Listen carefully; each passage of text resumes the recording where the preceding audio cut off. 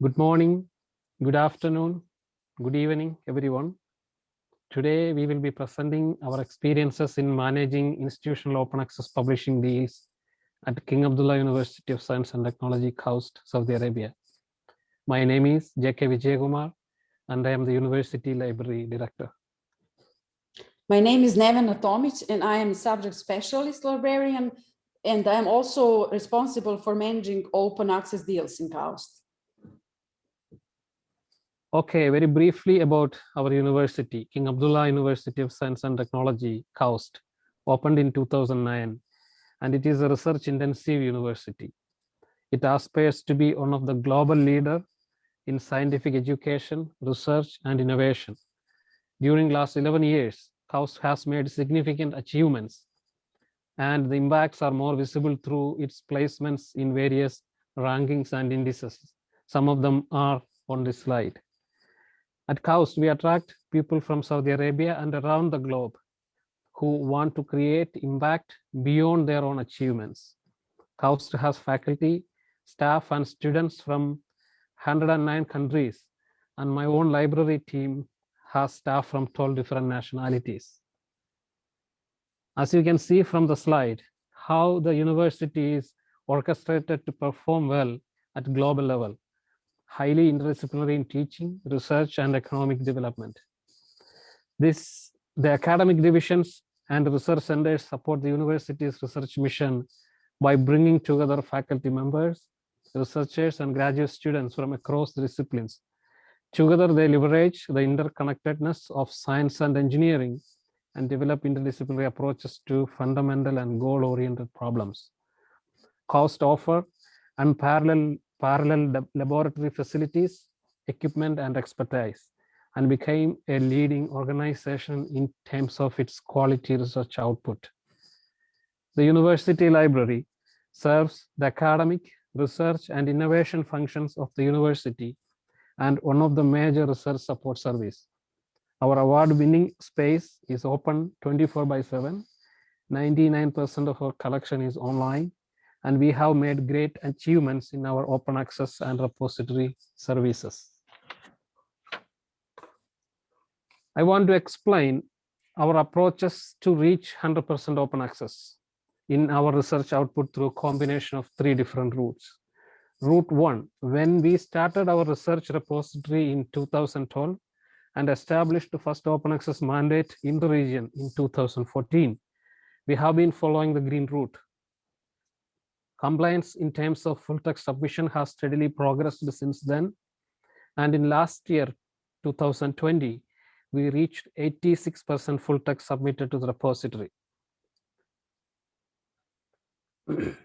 Repository integrations with the university's faculty annual review and other tools like ORCID, Pure, PlumX helped us to increase the full text availability.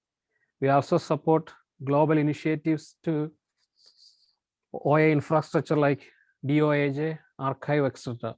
Through Route 2, we aim to cover maximum OA publishing rights in our subscription licenses of hybrid journals using the subscription budget. We have been adopting to various models, starting from Royal Society of Chemistry's Gold for Gold program several years ago, IOP offset in 2018, and then became signatory of OA 2020 initiative. More details about our read and publish agreements will be explained in coming slides. Through Route 3, we aim to establish institutional agreements or APC discounts with the gold-only publishers. We believe this approach will help us in achieving 100% open access. As a single institution, we are proud to have several such agreements established. In 2020, last year, we made agreements with American Chemical Society, Association of Computing Machinery, American Institute of Physics, Oxford University Press, Cambridge University Press, and Royal Society of Chemistry. And additionally, we have secured discounts in gold publishers like Frontiers and MDPI.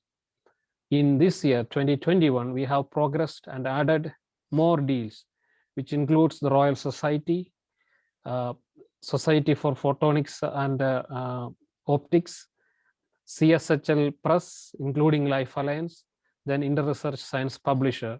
We have discount model available from this year from Theme and Transtech. We also support the subscribe to open model of annual reviews, IWA, ESM Press, and EDP Sciences.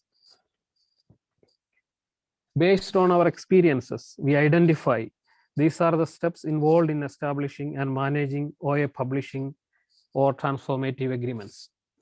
For a single institution, let me tell you, this is definitely a new role for us, a new service, new data, new procedures, new workflows. Your researchers may see you differently. We see it as a new trend, a transformation to our work. Data analysis, negotiating, setting the deal, promoting, managing, and assessment of these steps will be explained in a while. We had to do data analysis in several ways, which we have not done before. Our participation in ISAC workshop organized by Max Planck Digital Library in Germany were very useful. Thank you, OA 2020 initiative. Comprehensive data analysis is essential to conduct informed negotiations. Since we were not planned to discontinue our existing subscription in previous years, our approach was only to look at publishing trends, not on the usage data or citing practices, etc. University's Research Evaluation Office helped us in collecting data based on Scopus. The slide shows some of the spreadsheets examples. We never looked at our published data in this way previously. We negotiate all our subscriptions directly with the publishers for several years and already established a good relationship. This also helped us in collecting data from publisher side as well. We had to do, for helping you with the negotiation, we had to do the different stages of negotiations. Recently, there are published guidelines and principles you can read and understand. These are being developed by many countries or consortiums engaged in establishing transformative deals. Important ones are ISAC guideline, University of California guidelines, and LIBOR has 5 principles. Out of this, we as a single institution have to develop and adapt our approaches. Let me explain a little more about this here. As an institutional model, cost neutrality, meaning no additional spending from the library budget and how to accommodate additional spend from research funding were focused. This could frame a sustainable model to support the research publishing ecosystem. The proposals should have transformative ingredients with sufficient access and sharing rights to support open science principles. These were our main focus. Regarding the cost, we try to accommodate the deal within the formula, which is X divided by Y is the Z, where X is a subscription cost, Y is the APC average, and we try to get Z number of free APCs on a CC BY license. We call it as a threshold. And we also have to have in the license, if the threshold overflows, what is the discount, what you're going to receive on APCs. And there are many publishers do not have institutional level program set, and internal negotiations, which we have made within our institution with the research funding, was also really useful when it came to some deals where unlimited, in terms of unlimited deals, where the our discount levels are overflown. Some more details about negotiations, terms, etc. Now Nevina will cover in her slides. Thank you, Vijay. Okay, when the negotiation process is over, next step is to set the deal by agreeing on all the details of the license agreement, signing the agreement, and in cases where administration of a dashboard is needed, to set credentials for the administrator from the library.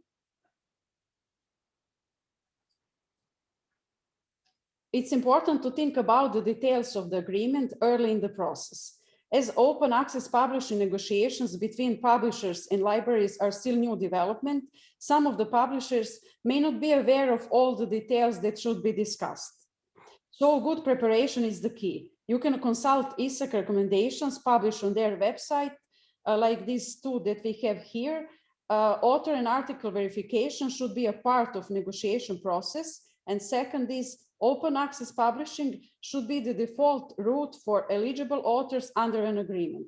Authors should not be required to take further action in order to publish open access, to opt out, opt in, signing of open access licensing, etc. Details of a read and publish agreement are reading and publishing fee, number of articles could be limited or unlimited. It's better to have unlimited option if it's possible. Then definition of eligible authors and types of articles, Creative Commons license or licenses. In most cases, it's by default CC BY, but publisher can offer several different options. Then stating the clear workflow for authors in several steps. You should also think about the future. After 1 year is completed, what if all free APCs are not used? What if all of them are used? So you can ask for the discount on APC after reaching the threshold that you agreed. You can also agree rollover of a number of unused APCs to the next year. How you will communicate with publishers, how often they should send reports, and which metadata should be included. We also ask publishers to submit the final version of the article to our institutional repository, promoting the deals. So you should use every possible opportunity to promote open access deals in meetings, informal gatherings, and explain how it brings greater visibility and impact to the university. After negotiating the deals, usually in February, we have a press release of all new agreements for that year. We created a library guide for authors with simple explanation of the workflow in several steps and the list of covered journals. Throughout the year, we organize awareness sessions about open access agreements and open access publishing. Here you can see how we added open access publishing to our library homepage on the list of the services, and it's linked to our LibGuide about open access publishing. We still learn how to manage open access deals, and it's really a completely new role for our library. We don't have a position of scholarly communication librarian, but deals should be monitored and authors need our help and continual support. So managing deals means communicating with publishers and authors, facilitating author-publisher communication, and monitoring the progress of the deal by managing data, a number of used APCs month by month. Our university doesn't have central payment system, so we are not dealing with APC invoicing, but in cases where institution has central payment system, additional staff is needed to manage the payments. Publishers use different systems and they are in different stages of introducing OA publishing, offering their services. Sometimes they don't have all the answers, so library should try to think about best possible solution from its own perspective. Some of them use dashboard for article requests, others send emails when the free APC is requested from the institution. Library should be able to manage all these different workflows. The dashboard is better option than emailing, but managing too many dashboards could also be a problem. After receiving the request, library should check the data, eligibility of the author and the article, and then approve or deny the request. Sometimes we see from publishers that our authors didn't choose OA option. Then we ask them if they want to make their article open access retroactively. We try to track all the changes in the system with minimum delay. It's very important how often and how regular publishers send their reports. In most cases, these are Excel sheets with published articles metadata sent by email. We insist on quarterly reports as a minimum.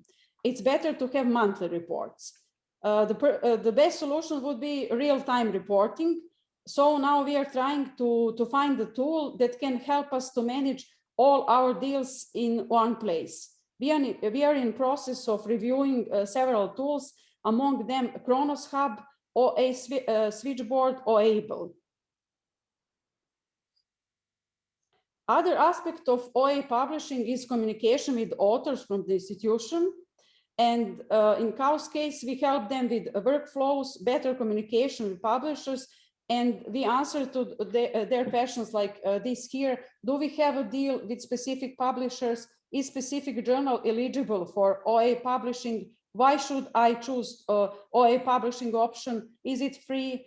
How or when to choose OA publishing option during submission process? Thank you, Navina. So about assessment, being it's a new trend, we expect assessment metrics will evolve in near future. We think these are some of the important points to consider at this point. As you can see from the slide, percentage of OA articles published under the terms of our deals, number of agreed free APCs versus number of used APCs, how many articles are supported through the library budget, success rate by publisher, discipline, request or demands from the researchers. For example, if a particular journal is being denied or a particular publisher is being denied, so the users will come to us and ask us, so what is that statistics? How to assess the success of a library? For example, number of papers downloaded or number of papers supported for open access publishing. Would faculty expectations about the library will change? It already changed from holdings to access in terms of e-journals. Now this may change from access to publish. Let us say, for example, in our case, in 2020, we were able to support approximately 130 articles with our transformative deals with hybrid publishers. We supported 120 with gold publishers via APC discounts. It clearly says our deals were supporting approximately 250 articles in 2020 out of 870 articles published by corresponding author, cost corresponding authorship, which is close to 29% of our total research output, where cost has a corresponding author. We found some errors and exact data is not available at this moment, then this percentage may go up a little bit. At the moment, we are not covering publishers like IEEE, Elsevier, Springer Nature, and Wiley, where 70% of our research is published.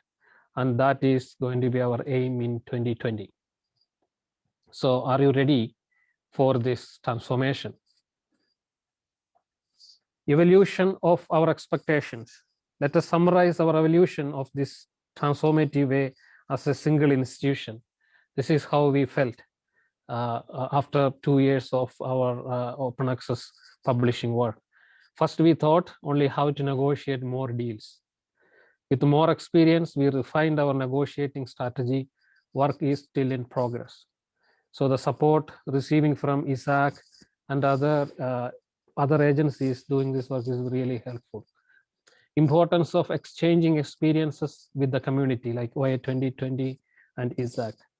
Next steps to think about how to effectively manage deals and how to better analyze and assess collected data. We have also identified some major challenges and greater opportunities, which will need more discussion. Is transformation a global phenomenon? Big publishers are not ready to offer institutional level deals yet. So institutions are very too small for them. Then proliferation of gold journals and mirror journals, which is not within the library subscription budget, where we can transform our subscription budget to publishing, because gold journals and mirror journals are APC only journals. So how do we handle that? And they are proliferating. Understanding different OA publishing models is also very important. Publishers have different workflows and use different systems and tools, which Navina already explained. Another eligibility question comes. For example, on one issue, what we are facing is corresponding co-authorship. So if my institution corresponding author has an OA publishing deal, but if the article is submitted by another institution who is also a corresponding author, then the system may not be detecting it's an open access deal. So there are many more issues, challenges, and opportunities are going to come up as we transform to the new way of scholarly communication.